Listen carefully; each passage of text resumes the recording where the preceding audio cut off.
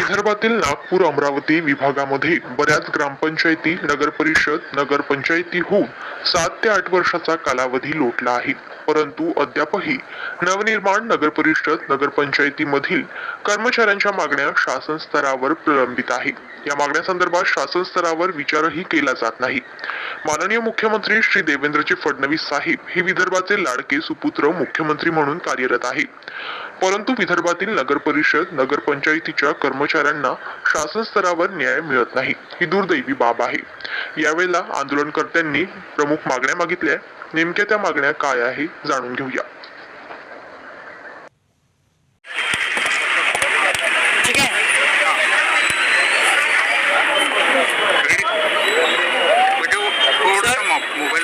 Sir, काय सांगाल या ठिकाणी आज तुम्ही धरणे आंदोलन करत आहे, काय नेमक्या मागण्या आहेत? हा मोर्चा आहे, धरणे आंदोलन नाही आहे।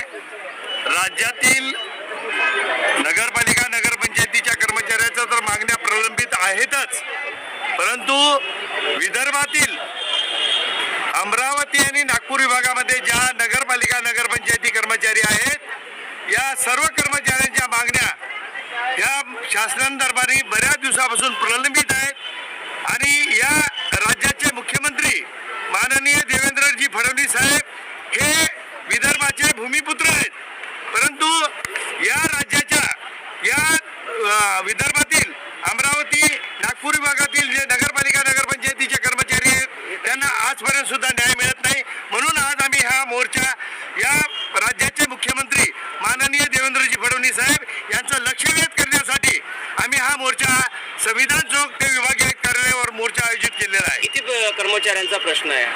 या विदर्भातील उद्घोषणानंतरचे जे कर्मचारी आहेत, जे अद्यापही कायम करायचे राहिलेले ते जवळपास 1,500 कर्मचारी आहेत।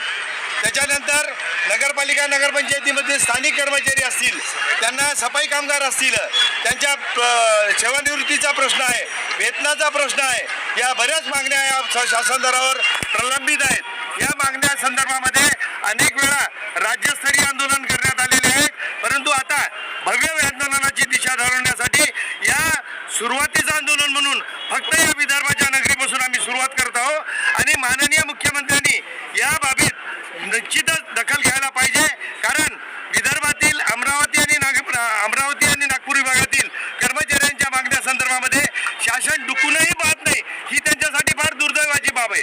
वाड्या आपला असला तर जेवायला चांगलं मिळतं, परंतु दुर्दैव आहे की मुख्यमंत्री जिथले येतं, परंतु राज्यातल्या नगरपालिका नगरपंचायती कर्मचारी असतील किंवा विदर्भातले असतील त्याला कोणी बघायला तयार नाही। किती वर्षापासून हा मुद्दा सुरू आहे आणि तुमचं पुढचं पाऊल काय राहणार? तत्कालीन मुख्यमंत्री 2019 मध्ये माननीय देवेंद्रजी फडणवीस साहेब हेच मुख्यमंत्री होते, त्यांच्या दालनामध्ये भव्य निर्णय सुद्धा झालेले आहेत आणि तेव्हापासून काही मागण्या अशा प्रलंबित आहेत, त्या पूर्ण झालेल्या नाहीत। उद्घोषणाच्या नंतरचे जे कर्मचारी आहेत त्यांना मिनिमम वेजेस किंवा किमान कायद्याप्रमाणे हे पगार सुद्धा मिळत नाही। या बऱ्याचशा मागण्या ज्यावेळेस देवेंद्र फडणवीस साहेब मुख्यमंत्री होते त्यावेळेस त्यांच्या याच्यामध्ये पास झालेल्या आहेत, पण त्या अद्यापही फक्त कागदावर पूर्ण झाल्या आहेत, त्या अद्यापही पूर्ण झालेल्या नाहीत।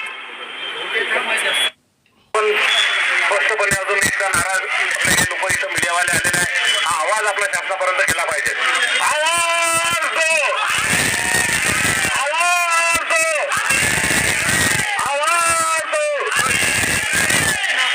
नगर परिषद कर्मचारी एकतेचा आपण म्हणत आहे विजय।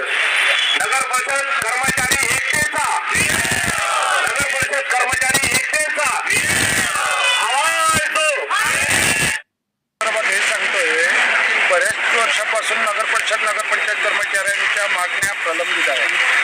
विशेष करून नगरपंचायत कर्मचारी ग्रामपंचायतच्या नगरपंचायत केल्या, पण त्या नगरपंचायतीमध्ये असलेले कर्मचाऱ्यांचं अद्यापही समावेशन झालेलं नाही। आमचे बिचारे सफाई कामगारच्या नगरपंचायतमध्ये झाडू पोछा करून घाण साफ करत आहे, परंतु त्यांना अद्यापही कायम केलेलं नाही। सांगतात काय त्यांच्यासाठी पदं नाही, आमचं हे म्हणणं त्यांच्यासाठी पदं निर्माण करा ना। लोकांचं दूध बसा शहरातली घाण साफ करते, परंतु त्या कर्मचाऱ्यांकडे लक्ष नाही।